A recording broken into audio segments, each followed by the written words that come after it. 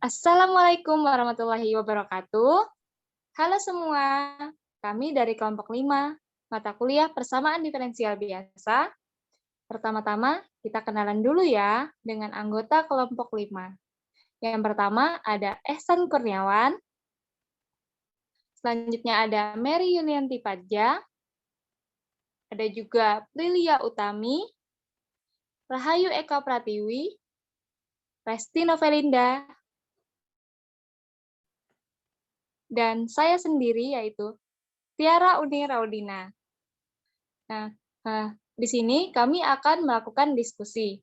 Jadi, Tiwi, apa sih yang kita akan diskusikan hari ini? Jadi yang akan kita diskusikan hari ini, yang pertama ada pembahasan materi tentang trayektori ortogonal. Yang kedua, kita akan mendiskusikan tentang contoh soal penerapan trayektori ortogonal beserta pembahasan dengan MATLAB atau Python. Yang ketiga, kita akan mendiskusikan tentang aplikasi PDLTS, yaitu materi tentang pertumbuhan populasi. Dan yang keempat, kita akan berdiskusi tentang contoh soal penerapan konsep pertumbuhan populasi beserta penjabarannya. Sekarang langsung aja kita ke materinya.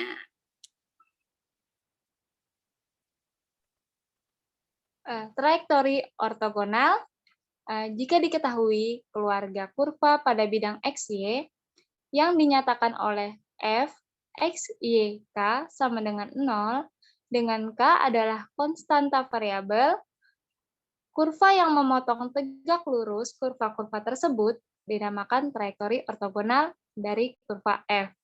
Dengan kata lain, trayektori ortogonal merupakan himpunan kurva yang memotong tegak lurus terhadap himpunan kurva yang diketahui. Secara tegak lurus itu yaitu hasil kali gradien adalah min 1, di mana dx dikali min dx dy sama dengan min 1, di mana dy dx merupakan gradien kurva yang diketahui dan negatif dx dy merupakan gradien trayektori ortogonal. Next. Di sini ada beberapa contoh keluarga kurva. Bisa dilihat ya contoh gambarnya. Selanjutnya akan dibacakan oleh Ehsan Kurniawan. Oke, selanjutnya yaitu terdapat langkah-langkah untuk mencari trayektori ortogonal. Nah, di sini ada 4 langkahnya. Yaitu yang pertama, membentuk persamaan diferensial yang diferensial dari himpunan kurva yang diketahui. Lalu yang kedua, mengganti dy per dx dengan min dx per dy, atau mengganti y aksen dengan min 1 per y. Nah, langkah selanjutnya yaitu menyelesaikan permasalahan diferensial. Langkah yang kedua, langkah yang terakhir yaitu persamaan trayektori ortogonal adalah penyelesaian dari langkah yang ketiga. Selanjutnya akan dilanjutkan oleh Ami. Silakan Ami. Selanjutnya adalah contoh soal dari trayektori, yaitu tentukan keluarga trayektori ortogonal dari keluarga kurva Y sama dengan lambda ln X. Penyelesaiannya, yang langkah 1, persamaan diferensial untuk keluarga kurva Y sama dengan lambda ln X, yaitu dy per dx sama dengan lambda seper X.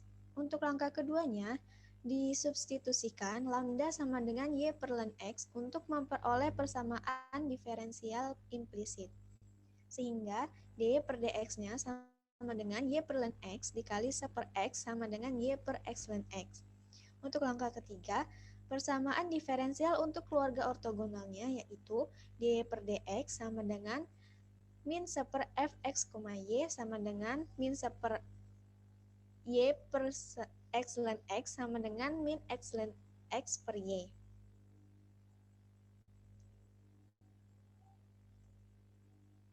Untuk langkah keempat, selesaikan persamaan diferensial baru. dy per dx sama dengan min X ln X per Y menjadi y dy sama dengan min X ln X dx diintegralkan, yaitu integral y dy sama dengan integral min x dan x dx. Dengan perhitungan seperti di sini, didapatkan setengah y kuadrat ditambah setengah x kuadrat ln x dikurang x kuadrat per 4 ditambah c sama dengan 0, sehingga didapatkan 2y kuadrat ditambah 2x kuadrat ln x dikurang x kuadrat ditambah c sama dengan 0. Selanjutnya akan dijelaskan oleh Tiwi.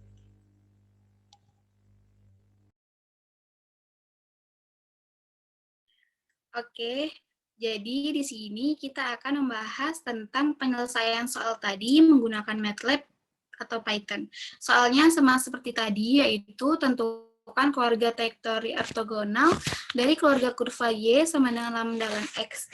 Nah, di sini menggunakan MATLAB, penyelesaiannya pertama kita akan memasukkan sim X, Y, lambda, yaitu gunanya untuk mendefinisikan variabelnya bahwa ada variabel X, Y, dan lambda. Kemudian kita akan memasukkan Y sama dengan lambda ln X, yaitu untuk mendefinisikan bahwa fungsi Y sama dengan lambda ln X. Kemudian selanjutnya kita akan menurunkan menggunakan codingan diff. Selanjutnya kita akan mencari hasil turunannya untuk mendapatkan lambda dengan menggunakan solve. Solve ini gunanya untuk mencari solusi untuk mendapatkan lambda dari hasil turunannya. Nah, selanjutnya kita akan menggunakan edif. Edif ini adalah kata untuk program mensubstitusikan nilai lambdanya ke persamaan awal, tetapi persamaannya sama dengan 0. Selanjutnya, kita bisa mencari turunan 1 dan turunan kedua agar kita mendapatkan nilai dy-nya. Nah, selanjutnya, kita akan mencari y ortogonalnya dan kita turunkan terhadap x. Dan mendapatkan y ortogonal pertama dan y ortogonal kedua. Jika kita ingin menampilkan grafik, kita akan mendapatkan grafik, kita akan memasukkan persamaannya ke dalam codingan, yaitu C6 ini adalah konstanta, kita kasih nilai agar terbaca di dalam grafik, nilainya itu dari 1 hingga ke 6. Kemudian kita plotkan untuk y ortogonal pertama dengan rentan sumbu X-nya dari min 3 sampai ke 3. Begitu pula Y ortogonal yang kedua, kita rentan sumbu X-nya dari min 3 sampai 3. Nah, terakhir kita memasukkan codingan, yaitu rentan lambda, dengan selisih 0,25. Bisa next, kita lihat bagaimana program yang ada di dalam MATLAB. Nah, begini wujudnya untuk programnya. Next, kita bisa akan melihat hasil dari codingan ini. Nah, ini dia hasilnya. Kita akan mendapatkan turunannya, kita akan mengetahui lambdanya, edif-nya, y ortogonalnya. Next. Nah, ini y ortogonalnya, yaitu persamaan yang kita cari. Terlihat bahwa y ortogonalnya sama seperti hasil manual yang dicari oleh Ami tadi. Jadi, terbukti untuk mencari persamaan, untuk mencari trajektori itu menggunakan MATLAB bisa dan efektif. Selanjutnya, kita akan menampilkan gambar grafiknya yang dari persamaan kita, dari soal kita maksudnya. Nah, ini dia gambar grafiknya. Bagus kan? Oke, selanjutnya akan dijelaskan oleh Mary. Silakan, Mary. Oke, jadi selanjutnya kita akan membahas tentang aplikasi persamaan diferensial linier tingkat 1 tentang konsep pertumbuhan populasi. Nah, jadi di sini misalkan ada suatu PT yang menyatakan banyaknya individu dalam suatu populasi yang mempunyai tingkat kelahiran sebesar alfa dan tingkat kematian sebesar beta yang konstan. Atau dengan kata lain, kelahiran atau kematian per individu per satuan waktu. Nah, misal selama selang waktu yang singkat, atau bisa kita sebut delta T, kira-kira akan terjadi alfa kali PT delta T kelahiran dan beta kali PT delta T kematian yang akan terjadi dalam si populasi tersebut, sehingga perubahan PT diperkirakan dapat dirumuskan sebagai berikut. Delta P sama dengan alfa dikurang beta dikali PT dikali delta T. Nah, dari pernyataan ini, dengan menggunakan konsep persamaan diferensial, kita bisa membentuk menjadi dPdt, yaitu limit delta T menuju 0 dari delta P per delta T, atau nilainya sama dengan N dikali PT, di mana N-nya itu adalah alfa min beta. Nah, dengan menggunakan penyelesaian persamaan diferensial dengan variabel terpisah, maka diperolehlah dPdt sama dengan NP, kemudian kita sesuaikan variabelnya menjadi 1/PdP sama dengan NDT. Nah, kemudian kita integralkan kedua ruasnya menjadi integral 1/PdP sama dengan integral NDT. Kemudian didapatkanlah hasilnya, yaitu integral dari 1/PdP menjadi ln P plus C1 dan integral NDT menjadi NT plus C2. Nah, dari sini karena C1 dan C2 keduanya sama-sama konstanta, maka bisa kita gabungkan dan jadilah menjadi C besar atau konstanta. Nah, kemudian karena di sini ln P-nya masih terikat dengan ln, maka agar dia menjadi ln saja, kita eksponenkanlah kedua ruasnya. Maka didapatkanlah P sama dengan eksponen pangkat NT plus C. Nah, nanti eksponen pangkat C, jika dihasilkan, itu akan menghasilkan suatu konstanta, dan di sini kita simbolkan sebagai K. Nah, karena kita tahu syarat awal dari P saat T-nya 0 itu adalah P0, simbol P0, maka kalau misalkan ini T-nya kita substitusikan 0, maka akan kita dapatkan bahwa P sama dengan K dikali pangkat 0 atau sama dengan 1, maka kita dapatkan P0 sama dengan K. Nah, padahal di syarat awal kita juga tahu bahwa P0 sama dengan P0. Nah, maka di sini dapat kita simpulkan bahwa K-nya itu adalah sama dengan P0. Sehingga kita mendapatkan bentuk umum dari konsep pertumbuhan populasi ini, yaitu adalah P sama dengan P0 dikali E pangkat NT. Nah, persamaan ini disebut juga sebagai peningkatan eksponen atau penurunan eksponen. Nah, itu tergantung dari nilai N-nya ini, apakah dia positif atau negatif. Jadi, saat si N-nya ini positif atau lebih dari 0, maka terjadilah peningkatan eksponen. Dan saat N-nya ini kurang dari 0 atau negatif, maka terjadilah penurunan eksponen. Nah, untuk gambarnya dapat kita lihat pada gambar berikut. Nah, jadi di sini kita misalkan kalau persamaannya tadi P sama dengan P0 E pangkat NT, kita misalkan kita ubah menjadi variabel X sama dengan X0 dikali E pangkat KT dengan keterangan yang sama. Maka di sini untuk kasus X0-nya lebih dari 0, diperolehlah gambar sebagai berikut. Jadi saat K-nya lebih dari 0, maka gambarnya akan meningkat atau terjadi peningkatan eksponen, dan saat K-nya kurang dari 0, maka terjadilah penurunan eksponen atau kurvanya turun ke bawah, seperti itu.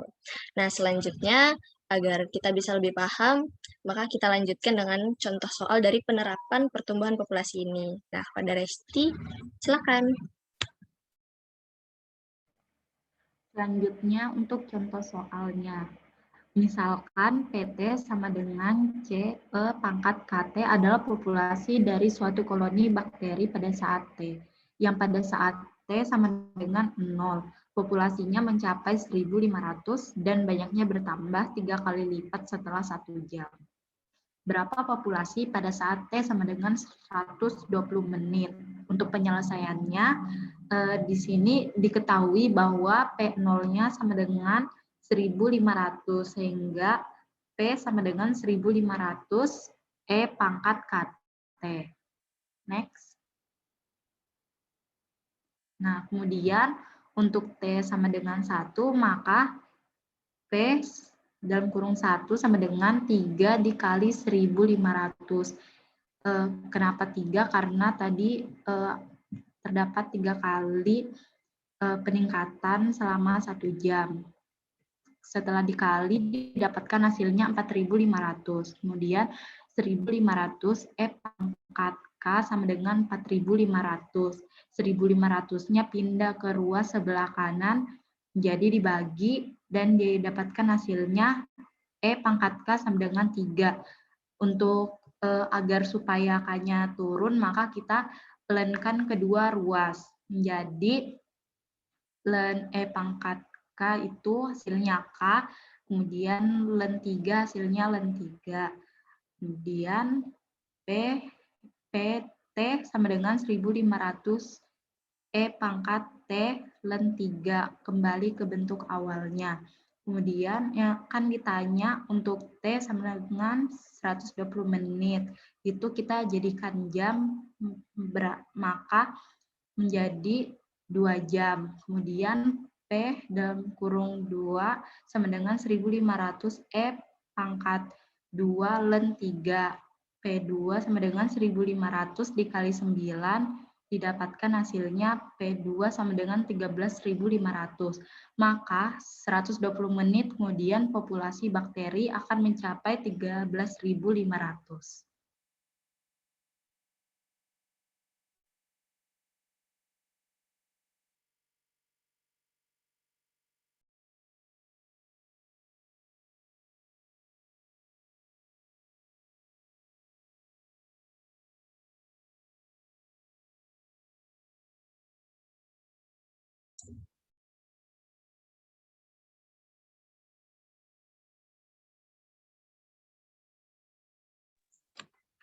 Nah, materinya sudah pada dijelaskan dong.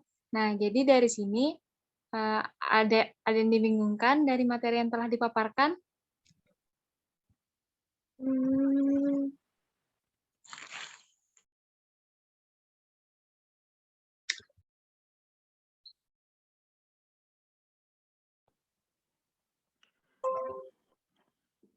Aku masih ada yang belum paham nih. Mungkin aku nanya ke Resti ya, karena tadi kan Resti yang bahas soal yang nomor 2 tuh, yang aplikasi. Nah, aku nanya Resti, coba balik ke slide yang soal tadi dong. Yang soalnya Resti tadi.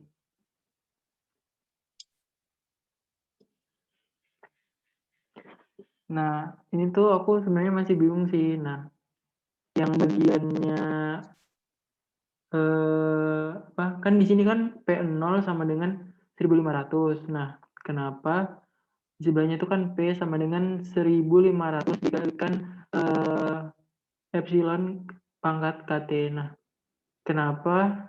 Kan tadi P sama dengan C kali E pangkat KT. Nah, di sini 1500 dikali E pangkat KT. Nah, yang aku tanyain, C-nya itu kenapa sama dengan P? C sama dengan P0 gitu kan. Nah, itu kenapa tuh, Res? Boleh dijelasin nggak? Oke. Kan jadi rumusnya itu kan PT sama dengan C pangkat KT.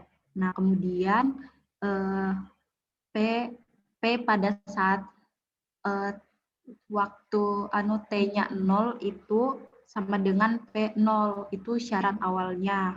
Nah, C pangkat KT ini itu P sama dengan C dikali E. Kemudian P0 itu sama dengan C.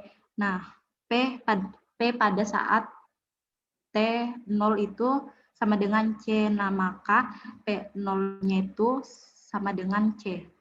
Paham nggak, San? Bentar dulu. Jadi P0-nya itu pas T-nya ya T0-nya itu kan jadi T-nya berubah jadi 0 kan? Iya. Nah, jadi pas dimasukin ke persamaan itu jadinya E-nya pangkat 0 gitu kan? Jadinya 1. Iya nggak sih? Iya. Oh, udah paham. Makasih, Res.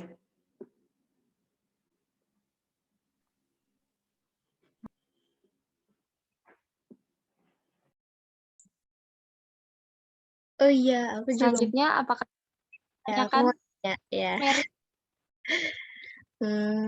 Buat bagiannya TV tadi yang coding-codingan. Kan di bagian bawahnya tuh ada yang bagian Y sama dan ortogonal gitu ya. Kan Y ortogonal itu cuma satu, tapi kok di codingannya ada yang kayak Y ortogonal 1 sama Y ortogonal 2. Itu kenapa? Aku balikin ke slide tadi ya. Jalan. Oke. Oke. Kita langsung ke MATLAB-nya aja bisa nggak?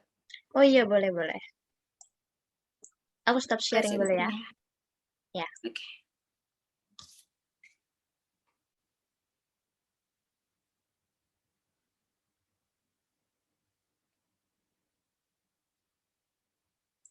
Aku belum dijadikan host.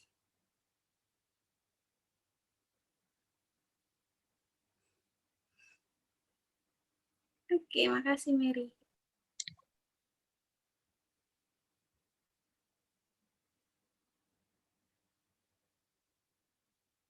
Kelihatan ya? Sebentar deh. Oke, kelihatan. Oke. Jadi ini kan ada Y ortogonal 1 dan Y ortogonal 2. Kenapa? Ini kembali lagi ke hasil Y ortogonal yang line 8 ini. Kita lihat ya. Di sini Y ortogonal ada nilai yang positif dan ada nilai yang negatif. Ini juga nanti gunanya untuk membaca grafik. Jadi di grafik ada persamaan yang mengarah ke nilai yang positif dan ada yang persamaan mengarah ke nilai negatif di sumbu yang X. Nah, jadi hasilnya bisa seperti ini. Kalau misalnya Y ortogonalnya cuma 1, kita coba ya.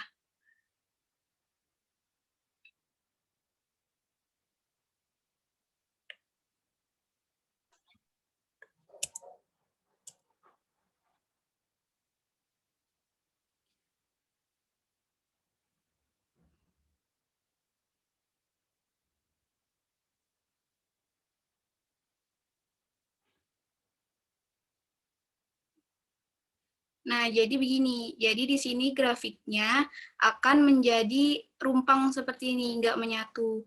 Jadi tadi itu hanya untuk menampilkan grafik yang normal saja sih. Kalau misalnya Y ortogonalnya 1, jadi bentuk grafiknya seperti ini. Gitu. Soalnya juga Y ortogonalnya ini ada 2, di program itu akan menjawab otomatis nilai positif dan nilai negatif ya untuk menampilkan grafiknya ini gitu. Setahu saya sih itu. Makasih, itu aja kayaknya, Mer. Oke. Paham. Makasih, Tiwi. Sama-sama.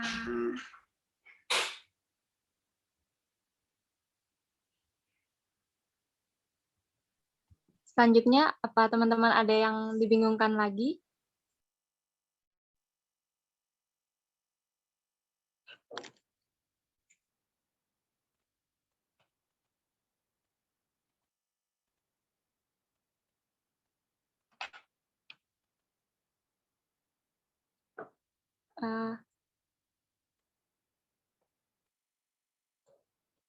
Kalau sudah tidak ada yang dibingungkan, berarti sudah pada jelas ya terkait dengan trajektori ortogonal dan aplikasi PDLTS pertumbuhan populasi.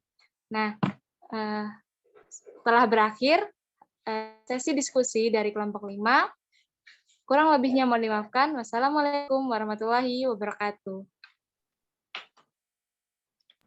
Waalaikumsalam. Waalaikumsalam.